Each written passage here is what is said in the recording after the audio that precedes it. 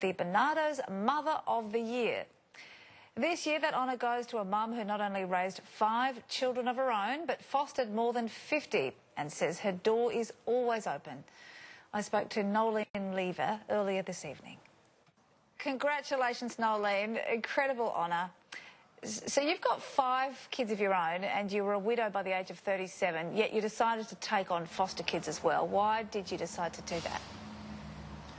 Because my children, when I moved to Sydney to work, my children wanted to bring their friends home for the weekend, and I would prefer them to be home where I can see where they were than to go to other people's home.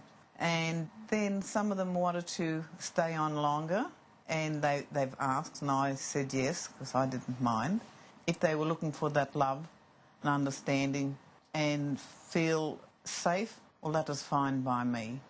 And my children knew that if any child, which I've told them, any child walks through that door, they become family. They get the same amount of love. Everything's shared equally. And that's what I taught my children, that, you know, love doesn't cost. And they liked it when their friends were able to stay. I didn't mind, because they all got on well. You went from taking in the friends of your kids to taking in 50 foster kids. So when did it become official that you're a foster mum? Well, it's hard to say, because I had a lot come into my home that weren't through the department. And that's when I worked 2 jobs to care for these children. And it wasn't until, at least well into the 90s that I was asked to take children. And most of them stayed on for quite some time. Others shorter time, but they knew that my door was open to them if they ever wanted to come back. It will never close, even after they leave home, when they got older. I'll still be there for them. You were doing all that, working 2 jobs and at one stage 3 jobs in a pretty modest home, you've told me. How did you make it all work? How did everyone fit? Well, I slept on the lounge for years.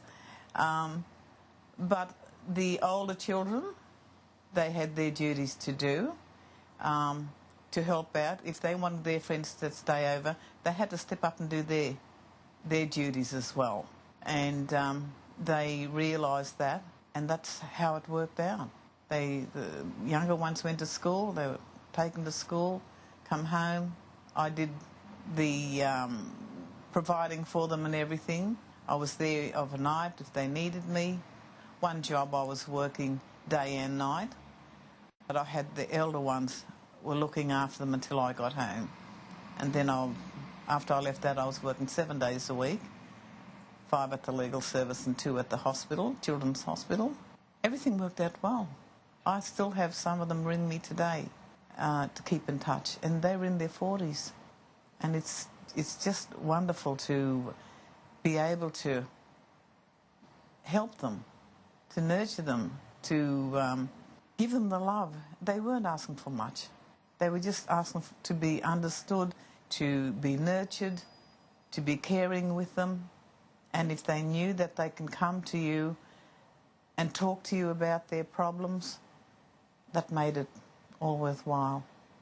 Noelene, hearing you talk now, it's not surprising that you were selected out of thousands of so-called ordinary mums, anything but ordinary, I have to say, from all over the country, then from 8 finalists to be announced Barnardos Mother of the Year yesterday. Here you are winning the award. Let's have a look. And the winner, congratulations, Noelene from New South Wales. Noelene, you're not one to sing your own praises, are you? How are you coping with all this attention? Not very well. You know, as I said before, I'd rather be in the background making a cup of tea for everybody while someone else is out there talking. But I respect there's so many mums out there that are doing what they can. And all the mums that I met here over the past week, I really admire them for the work that they've put in and the caring that they've done and still doing. And it's just unbelievable for me that my daughter put me in for this, nominated me. Yeah, what did you make of that when you found out Serena had put you forward? I got a shock. When I got my first call from Barnardos, I rang her up straight away and asked her, what did you do? And she knew straight away then that Barnardos must have got in contact with me. And she said, oh, Mum, I nominated you for Barnardos. Well, I couldn't do anything then. She's already done it. So if Serena hadn't found you and all of those other foster children, what would have become of their lives, do you think? I don't know, but I'm just glad that I was there for them. I was there for Serena. I was there for her mum. And, I mean, I don't regret anything that I've done, and I'd do it all again.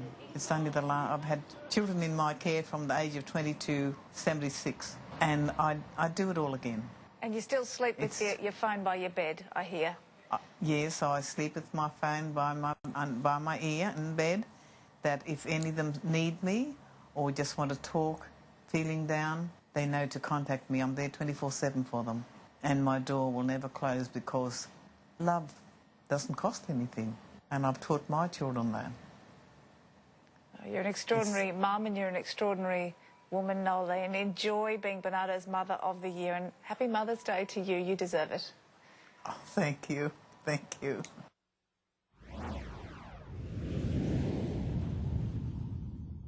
And that was Noelene Lever, Barnardos Mother of the Year.